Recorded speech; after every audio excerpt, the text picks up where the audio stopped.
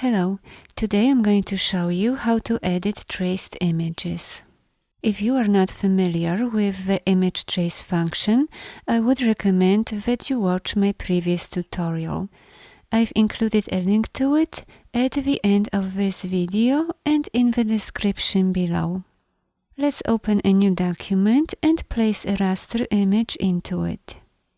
Next, go to Window and select Image Trace. Now open the preset pull-down menu. For this image I'm going to use the low fidelity photo option. Before we start editing our image, make sure that all the settings in the image trace panel are exactly what you want. If you need to make any changes, like for example adjust paths, corners, noise, or select a different tracing method, do it now. You won't be able to go back to it later. In order to edit our image, first we need to expand it. Make sure the image is selected and then click on the Expand button from the top toolbar. This will convert everything into paths, however they will be grouped together.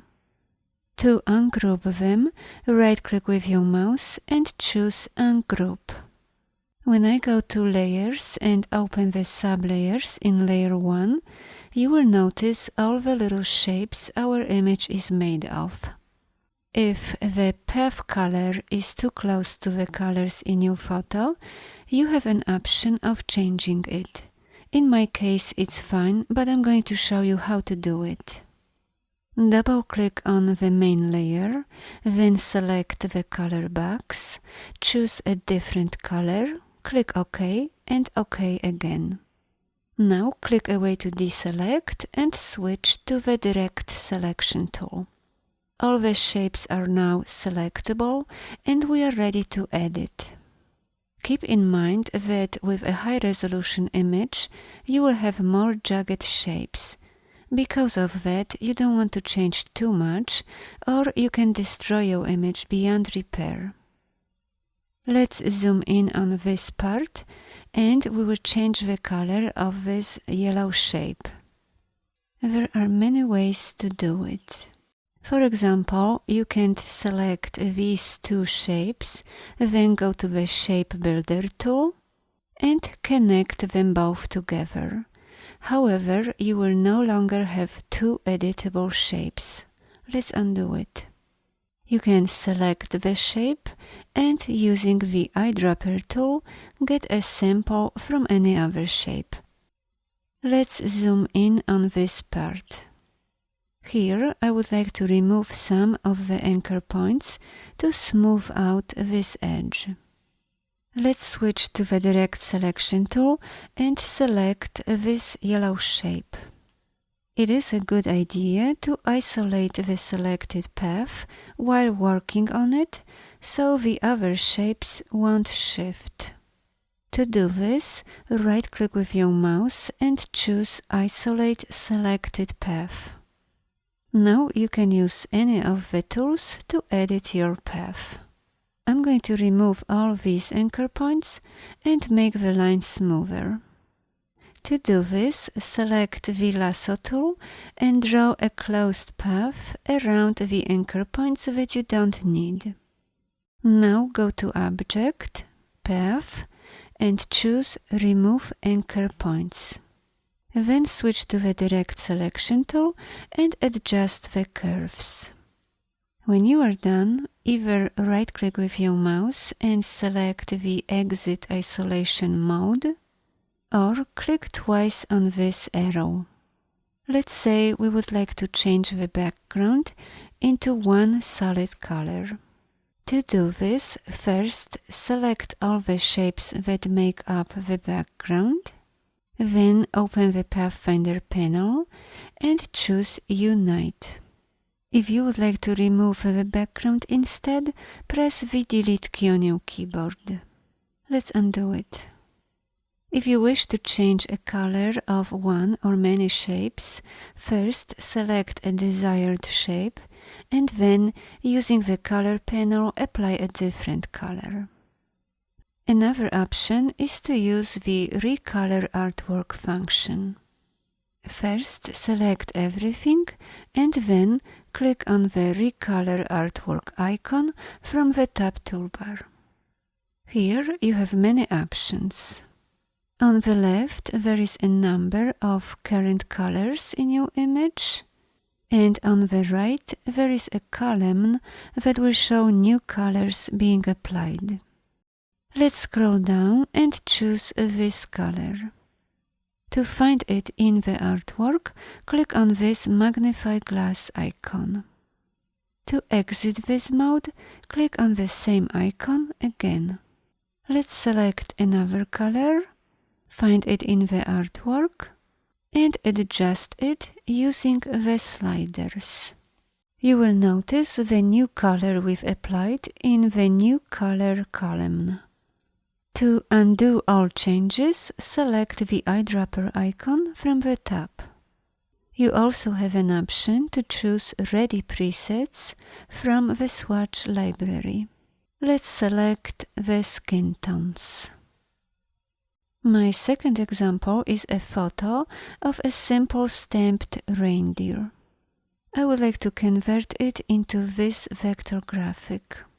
If you would like to use the same image as mine, feel free to download this file. I've included a link to it in the description below. First, let's make a copy of this layer. Lock it and turn off its visibility. Now open the Image Trace panel and choose Silhouettes from the preset. Next, we want to remove this excess black from the corner. To do this, move the threshold slider to the left, just enough to get a clear edge around the legs. Make sure the Ignore White box is checked. Next, choose Expand to convert the object into paths. Switch to the Direct Selection tool and let's delete this part and this one. I'm going to apply a different color so it's easier to see the anchor points. First, click on the image to select it and then open the Color panel. Click on this icon in the upper right corner and choose RGB or CMYK. Now pick a color. Then select the other shape, choose a different color, and we are ready to edit. Let's zoom in on this part and smooth these paths. Make sure your image is selected. There are many ways to do it. You can use the Delete Anchor Point tool and remove unwanted anchor points, or you can use the Lasso tool, select many anchor points at once, then go to Object, Path, and choose Remove Anchor Points. Let's turn on the visibility of the bottom layer to use it as a guide while adjusting the paths. Now you can use the Direct Selection tool and adjust the handles, or you can use the Curvature tool instead. If you would like to learn how to use this tool, please check out my previous tutorial. I've included a link to it in the description below. Now let's connect these two shapes together. Let's zoom in. First, we will break a path of the yellow and blue shapes and then connect them together. I'm going to show you a few ways to do it. Select the yellow shape and switch to the Scissors tool. Click somewhere here to make one cut, and over here to make another cut. Now delete both paths.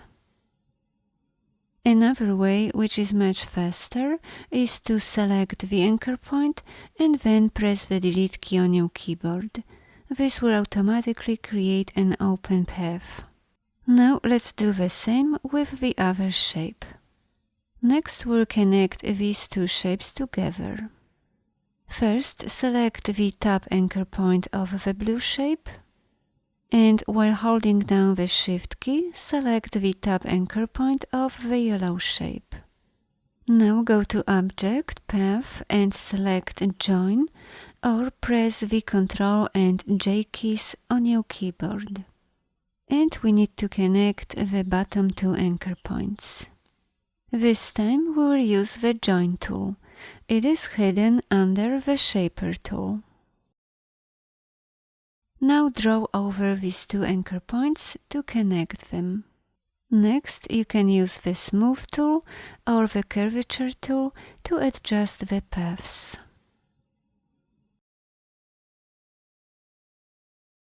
Let's change the color to black and lock the top layer.